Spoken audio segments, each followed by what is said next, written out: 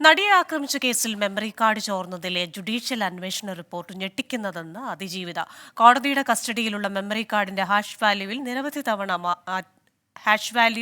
നിരവധി തവണ മാറ്റിയത് സ്വകാര്യതയുടെ ലംഘനം, നടപടി മൗലികാവകാശങ്ങളുടെ ലംഘനമെന്നും അതിജീവിത സമൂഹമാധ്യമത്തിൽ കുറിച്ചു. വിശദാംശങ്ങളുമായി ശ്രീകാന്ത് ചേരുകയാണ് കൊച്ചിയിൽ നിന്ന്. ശ്രീകാന്ത്, തികച്ചും അസാധാരണമായി തന്റെ സമൂഹമാധ്യമ അക്കൗണ്ടിലൂടെ അതിജീവിത പറഞ്ഞിരിക്കുന്നു. ഇറ്റ്സ് അൺഫെയർ ആൻഡ് ഷോക്കിംഗ് എന്നാണ് അതിൽ ഏറ്റവും പ്രധാനപ്പെട്ട കോടതി നിർദ്ദേശവുമായി ബന്ധപ്പെട്ട് വന്നിരിക്കുന്ന പരാമർശം. എന്തൊക്കെ കാര്യങ്ങളാണ് ഇവിടെ പറയാൻ ശ്രമിച്ചിരിക്കുന്നത്? ഇത് ഞെട്ടിക്കുന്നതാണ് എന്ന് ആവർത്തിച്ച് പറയുന്നുണ്ട് ആ ഇൻസ്റ്റാഗ്രാം പോസ്റ്റിൽ. കാരണം നമ്മൾ ഇതിൻ്റെ വിശദാംശങ്ങൾ നേരത്തെ തന്നെ പുറത്തുവിട്ടതാണ്. ആ വിശദാംശങ്ങളിൽ തന്നെ പറയുന്നത്, അത് വായിക്കുമ്പോൾ തന്നെ, ആ റിപ്പോർട്ട് വായിക്കുമ്പോൾ തന്നെ നമുക്ക് തന്നെ തോന്നുന്നത് അത് ഞെട്ടിക്കുന്നതും കേട്ടുകേൾവിയില്ലാത്തതും ആണെന്നാണ്. ഒരു മജിസ്ട്രേറ്റ് തന്നെ 1 വർഷത്തോളം സ്വകാര്യ കസ്റ്റഡിയിൽ സൂക്ഷിക്കുന്നു. ജില്ലാ ജഡ്ജിയുടെ PA ഇത് സ്വന്തം ഫോണിലിട്ട് കാണുന്നു. ഒരു ശിരസ്താർ, ഇത് സൂക്ഷിക്കേണ്ട ശിരസ്താർ ഇത് ഫോണിലിട്ട് കാണുന്നു. അത്തരത്തിൽ ഇതിനു മുൻപെങ്ങും തന്നെ കേട്ടുകേൾവിയില്ലാത്ത, കോടതി തന്നെ സംശയത്തിന്റെ നിഴലിൽ വരുന്ന ഒരു രീതിയിലാണ് ഈ കേസ് പോയത്. അതിലാണിപ്പോൾ അവർ അവരുടെ സങ്കടവും ഞെട്ടലും പങ്കുവച്ചിരിക്കുന്നത്. മെമ്മറി കാർഡ് ചോർന്ന സംഭവത്തിലെ അന്വേഷണ റിപ്പോർട്ട് ഞെട്ടിക്കുന്നതാണെന്ന് അവർ പറയുന്നു. കോടതി കസ്റ്റഡിയിലിരുന്ന മെമ്മറി കാർഡിന്റെ ഹാഷ് വാല്യൂ പലവട്ടം മാറിയത് സ്വകാര്യതയുടെ ലംഘനമാണ് എന്നവർ പറയുന്നുണ്ട്. നടപടി മൗലികാവകാശ ലംഘനം കൂടിയാണ് എന്നവർ ചൂണ്ടിക്കാണിക്കുന്നു. ഭരണഘടന നൽകുന്ന മൗലികാവകാശത്തിന്റെ പൂർണ്ണമായ നഗ്നമായ ലംഘനമാണെന്ന് അവർ ആരോപിക്കുന്നു. ഇരയാക്കപ്പെട്ട വ്യക്തിയുടെ നീതിക്ക് കോട്ടകെട്ടി കരുത്തു പകരേണ്ടതാണ് കോടതികൾ എന്നവർ ഓർമ്മിപ്പിക്കുന്നു. അവിടെ നിന്നുണ്ടായ ദുരനുഭവത്തിലൂടെ തകരുന്നത് മുറിവേറ്റ മനുഷ്യരാണ് എന്നവർ പറയുകയും ചെയ്യുന്നു. മുറിവേൽപ്പിച്ച നീചർ അഹങ്കരിക്കുന്നത് സങ്കടകരമാണെന്നും അവർ തൻ്റെ സോഷ്യൽ മീഡിയ അക്കൗണ്ടിൽ കുറിക്കുകയും ചെയ്യുന്നുണ്ട്. സത്യസന്ധരായ ന്യായാധിപരുടെ കാലം അവസാനിച്ചിട്ടില്ലെന്ന വിശ്വാസത്തോടെ പോരാട്ടം തുടരും എന്ന് പറഞ്ഞുകൊണ്ടാണ് അവർ തൻ്റെ സോഷ്യൽ മീഡിയ പോസ്റ്റ് അവസാനിപ്പിക്കുന്നത്. അവരുടെ രോഷം, അവരുടെ സങ്കടം, ആ വിഷമം അതവർ കൃത്യമായി സമൂഹ മാധ്യമത്തിലൂടെ കുറിക്കുകയാണ്. ഞെട്ടിക്കുന്നതായിരുന്നു അന്വേഷണ റിപ്പോർട്ട്. അത് കഴിഞ്ഞ ദിവസം ഹൈക്കോടതി സാക്ഷിമൊഴികൾ ഉൾപ്പെടെ ആ റിപ്പോർട്ടിന്റെ പകർപ്പ് ഈ അതിജീവിതയ്ക്ക് നൽകാൻ ഉത്തരവിട്ടിരുന്നു. അത് വായിച്ച ശേഷമാണ് അവർ ഈ കുറിപ്പിട്ടത്. അന്ന് തന്നെ, അത് നേരത്തെ മാധ്യമങ്ങളിൽ പ്രസിദ്ധീകരിച്ചപ്പോൾ തന്നെ അവരുടെ അഭിഭാഷക കോടതിയിൽ ഇത് സംബന്ധിച്ച് ചില സൂചനകൾ നൽകിയിരുന്നു. ആ ഘട്ടത്തിൽ തന്നെ കോടതി പറഞ്ഞത് അത് അവർക്ക് കൊടുക്കണം, അതിൻ്റെ കോപ്പി, അത് അവരുടെ അവകാശമാണെന്ന് പറഞ്ഞിരുന്നു. അത് വായിച്ച് ഒടുവിൽ അവർ സമൂഹ മാധ്യമത്തിൽ കുറിക്കുന്നു, ഇറ്റ്സ് അൺഫെയർ ആൻഡ് ഷോക്കിംഗ് എന്ന്. ശ്രീകാന്ത്, അതുപോലെ തന്നെ ഈ ഭരണഘടന വാഗ്ദാനം ചെയ്യുന്ന സ്വകാര്യത എന്ന് പറയുന്ന കാര്യം തനിക്ക് നിഷേധിക്കപ്പെട്ടു. അത് ഇത്തരത്തിൽ ശ്രീകാന്ത് പറയുന്നത് പോലെ ഞെട്ടിക്കുന്ന രീതിയിൽ ഈ പറയുന്ന മെമ്മറി കാർഡിലെ കാര്യങ്ങൾ പലരും കണ്ടു, അതിൻ്റെതായ റിപ്പോർട്ട് ലഭിക്കുന്നു. ഇപ്പോൾ പറഞ്ഞു നിർത്തിയിരിക്കുന്നത് I will continue my fight until I get justice എന്നാണ്. അപ്പോൾ ഏത് രീതിയിലുള്ള ഒരു പോരാട്ടത്തിനാണ് അതിജീവിത പോകുന്നത് എന്നതിലൊരു സൂചനയുണ്ടല്ലോ. ഒരു നിയമ പോരാട്ടത്തിലേക്ക് വീണ്ടും പോകും, നീതി ലഭിക്കുന്നത് വരെ എന്ന സൂചന കൂടി അതിലുണ്ടല്ലോ. അതായത് പ്രൈവസി എന്നത് ഒരു വ്യക്തിയുടെ മൗലികാവകാശമാണെന്നിരിക്കെ കോടതിയിൽ ഇരുന്ന ദൃശ്യങ്ങൾ അടങ്ങിയ മെമ്മറി കാർഡിന്റെ ഹാഷ് വാല്യൂ പലവട്ടം മാറിയതിലൂടെ നിഷേധിക്കപ്പെട്ടത് ഞാനെന്ന വ്യക്തിക്ക് ഈ രാജ്യത്തെ ഭരണഘടന അനുവദിച്ച അവകാശമാണ്.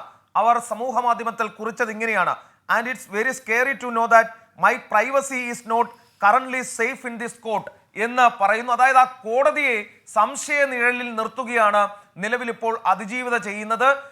വളരെ ഭയപ്പെടുത്തുന്ന കാര്യമാണ്. തൻ്റെ സ്വകാര്യത ഈ കോടതിയിൽ സുരക്ഷിതമല്ല എന്നത് തന്നെ ഭയപ്പെടുത്തുന്നു എന്നവർ എഴുതുകയാണ് സമൂഹ മാധ്യമത്തിൽ.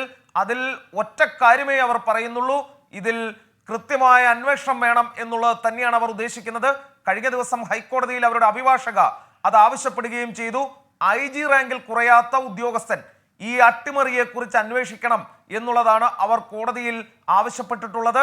സ്വാഭാവികമായും മെയ് 30-ന് ഈ കേസ് എടുക്കാം എന്ന് കോടതി അറിയിച്ചിട്ടുണ്ട്. ഇതിൻ്റെ ബാക്കിയായി അപ്പോൾ ഒരുപക്ഷെ കോടതിയിൽ നിന്നും അന്വേഷണം ഉണ്ടാകാനുള്ള സാധ്യത വളരെ കൂടുതലാണ്. അങ്ങനെയെങ്കിൽ ഇത് വേറൊരു തലത്തിലേക്ക് കാര്യങ്ങൾ നീങ്ങാൻ സാധ്യതയുണ്ട്. കാരണം കോടതി തന്നെ സംശയ നിഴലിൽ നിൽക്കുന്നു എന്നുള്ളതാണ് ഏറ്റവും പ്രധാനപ്പെട്ട കാര്യം. ശ്രീകാന്ത്, അതുപോലെ തന്നെ രാജ്യത്തെ ഏതൊരു സാധാരണക്കാരനും എവിടെയൊക്കെ നീതി നിഷേധിക്കപ്പെട്ടാലും അവസാനത്തെ അത്താണി എന്ന നിലയിൽ ചെന്നു ചേരാനാകുന്നതാണ് ആ രാജ്യത്തിന്റെ നീതിന്യായ വ്യവസ്ഥ.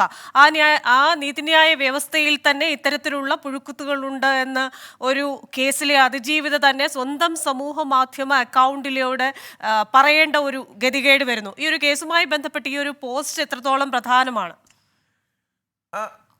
അത് വീണ്ടും അതിനെക്കുറിച്ച് പറയേണ്ട കാര്യം പോലുമില്ല. അവർ പറയുന്നത് ഇങ്ങനെയാണ്: ഇരയാക്കപ്പെട്ട വ്യക്തിയുടെ നീതിക്ക് കോട്ട കെട്ടി കരുത്തു പകരേണ്ട കോടതിയിൽ നിന്നും ഇത്തരമൊരു ദുരനുഭവം ഉണ്ടാകുമ്പോൾ തകരുന്നത് മുറിവേറ്റ മനുഷ്യരും അഹങ്കരിക്കുന്നത് മുറിവേൽപ്പിച്ച നീചരുമാണെന്നത് സങ്കടകരമാണ് എന്നാണ് അവർ കുറിക്കുന്നത്. അതായത് തൻ്റെ നിസ്സഹായാവസ്ഥ അവർ പൂർണ്ണമായി ഈ ഫേസ്ബുക്ക് പോസ്റ്റിൽ വ്യക്തമാക്കുന്നു.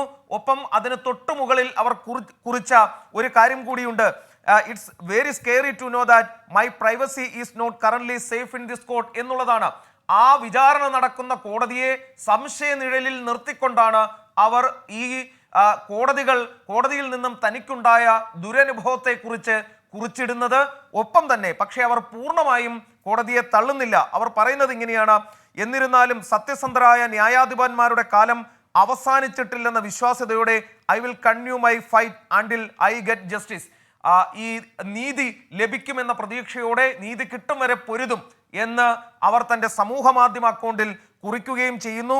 അത് വളരെ പ്രത്യാശയോടെ എൻ്റെ യാത്ര തുടരുക തന്നെ ചെയ്യും, സത്യമേവ ജയതേ എന്ന് പറഞ്ഞുകൊണ്ടാണ് അവർ ഈ സമൂഹ മാധ്യമ അക്കൗണ്ടിലെ തൻ്റെ പോസ്റ്റ് അവർ അവസാനിപ്പിക്കുന്നത്. അതായത് വളരെ വലിയ നിസ്സഹായാവസ്ഥ, വിഷമം, രോഷം എന്നിവ അവർ പ്രകടിപ്പിക്കുകയാണ് ഈ സമൂഹ മാധ്യമ അക്കൗണ്ടിലൂടെ. കാരണം ഈ കണ്ടെത്തലുകളെല്ലാം ഈ വിചാരണ കോടതി ജുഡീഷ്യൽ അന്വേഷണത്തിലൂടെ നടത്തിയിട്ടും ഒരു തരത്തിലുള്ള നടപടികളും അതിൽ സ്വീകരിച്ചില്ല, അല്ലെങ്കിൽ അതിന് ശുപാർശ നൽകിയില്ല എന്നുള്ളതും അവരെ ഒരുപക്ഷെ വിഷമിപ്പിച്ചിട്ടുണ്ടാകണം. തുടർന്നാണ് അവർ കോടതിയെ സമീപിച്ചത്. നിലവിൽ ജസ്റ്റിസ് കെ ബാബുവിൻ്റെ സിംഗിൾ ബെഞ്ചിലാണ് കേസുള്ളത്. ആദ്യഘട്ടത്തിൽ കേസെടുത്തപ്പോൾ സമ്പൂർണ്ണമായും ഹൈക്കോടതി അതിജീവിതയ്ക്കൊപ്പമാണ് നിന്നത്. ആ റിപ്പോർട്ട് അവരിൽ നിന്ന് എന്തിനു മറച്ചു വെക്കണം, അതിൻ്റെ മൊഴികൾ, സാക്ഷിമൊഴികൾ അടക്കമുള്ളവ അവർക്ക് കൈമാറൂ എന്നാണ് കോടതി പറഞ്ഞത്. അതിനെ നടൻ ദിലീപ് പ്രതി കൂടിയാണ്, 8ാം പ്രതിയാണ്, എതിർക്കുകയുണ്ടായി. പക്ഷേ ആ എതിർപ്പ് തള്ളിക്കളഞ്ഞു. മാത്രമല്ല ആ റിപ്പോർട്ട് മാധ്യമങ്ങൾ പ്രസിദ്ധീകരിക്കുന്നു എന്ന് നടൻ ദിലീപിന്റെ അഭിഭാഷകൻ കോടതിയെ അറിയിച്ചിരുന്നു. പക്ഷേ ആ ഘട്ടത്തിൽ കോടതി തന്നെ അക്കാര്യത്തിൽ പറഞ്ഞത് അതൊരു രഹസ്യ സാധനമൊന്നുമല്ല, രഹസ്യ റിപ്പോർട്ടൊന്നുമല്ല, അത് പുറത്തു പോകുന്നതിൽ തെറ്റില്ല എന്ന് കോടതിയും പറയുകയുണ്ടായി. അതായത് ഈ കോടതിയിൽ സംഭവിച്ച ഒരു തെറ്റിനെ മറച്ചുവെക്കാനോ കോടതിയിലെ ചില ഉദ്യോഗസ്ഥരിൽ ഭാഗത്തു നിന്നും വന്ന വീഴ്ചയെ അതിനെ ന്യായീകരിക്കാനോ അല്ല പരമോന്നത നീതിപീഠം ശ്രമിച്ചത്. അതിൽ പൂർണ്ണമായും അതിജീവിതയ്ക്കൊപ്പം നിൽക്കുന്നു ഹൈക്കോടതി. ജസ്റ്റിസ് കെ ബാബുവിന്റെ ബെഞ്ച് മെയ് 30 ഈ കേസ് വീണ്ടും പരിഗണിക്കും. IG റാങ്കിൽ കുറയാത്ത ഉദ്യോഗസ്ഥൻ ഈ കേസ് അന്വേഷിക്കണം എന്നുള്ളതാണ് അതിജീവിതയുടെ ആവശ്യം. അത് നടക്കുമോ ഇല്ലയോ എന്നുള്ളത് കാത്തിരുന്ന് കാണാം.